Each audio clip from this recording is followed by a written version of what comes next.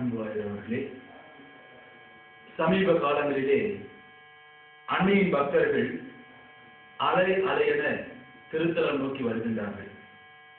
ஒவ்வொரு மாதமும் ஏராளமானோர் தாங்கள் அன்னையின் வழியாக புதுமையான விதத்திலே நிறைய காரியங்களை பெற்றுக்கொள்ளும் என்று சாட்சியம் சொல்கிறார்கள்.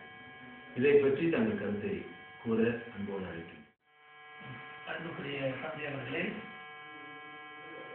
நான் ஏற்கனவே சொன்ன பிரகாரம் இந்த இடத்தை அன்னை மரியாதை தெரிந்திருக்கின்றார்கள். தொடக்க காலத்திலிருந்தே அன்னை மரியாதை வழியாக புதுமைகள் நடக்க ஆரம்பித்திருக்கின்றன.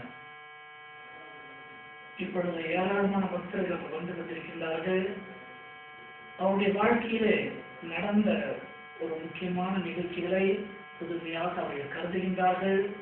அன்னை மரியாதையிலிருந்து பரிந்து பேசிய காரணத்தினால்தான் அன்னை மரியாதை வழியாக இந்த ஒரு பெரிய வரங்களை பெற்றுக் கொண்டதாக அவர்கள் விசுவசிக்கின்றார்கள். எனவேதான் அவர் சாட்சியாக இங்கு வந்து சொல்கின்றார்கள். நம்ம இவருக்கு ஏற்கனவே தெரிந்தபடி அன்னை மரியாதை எங்கு யாருக்கு உதவி தேவைப்படுமோ அவர்கள் தேடி சென்று உதவி செய்யும் நன்மையாக இருக்கின்றார்கள். அதுதான் விவேகத்திலே நாம் படிக்கின்றோம். எலிசபெத் அம்மாளுக்கு உதவி தேவைப்பட்டது, அன்னை மரியாதை அந்த விருது சென்றார்கள். அந்த காணா ஒரு திருமணத்திலே அந்த குடும்பத்தினருக்கு உதவி தேவைப்பட்டது, அன்னை மரியாதை விருது சென்றார்கள்.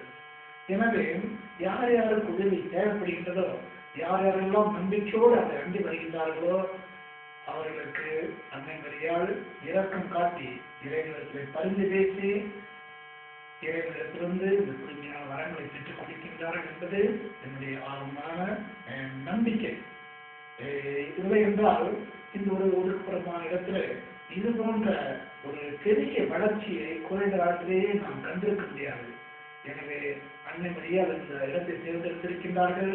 எனவே இந்த இடம் இன்னும் வளர்ச்சியடைய நாம் பல திட்டங்களை தீட்டி இந்த ஆலயம் ஒரு அன்னை மரியாதைக்கு புகழை சேர்க்கின்ற ஆலயமாக அமைய வேண்டும் என்பது என்னுடைய ஆர்வமாக இருக்கின்றது.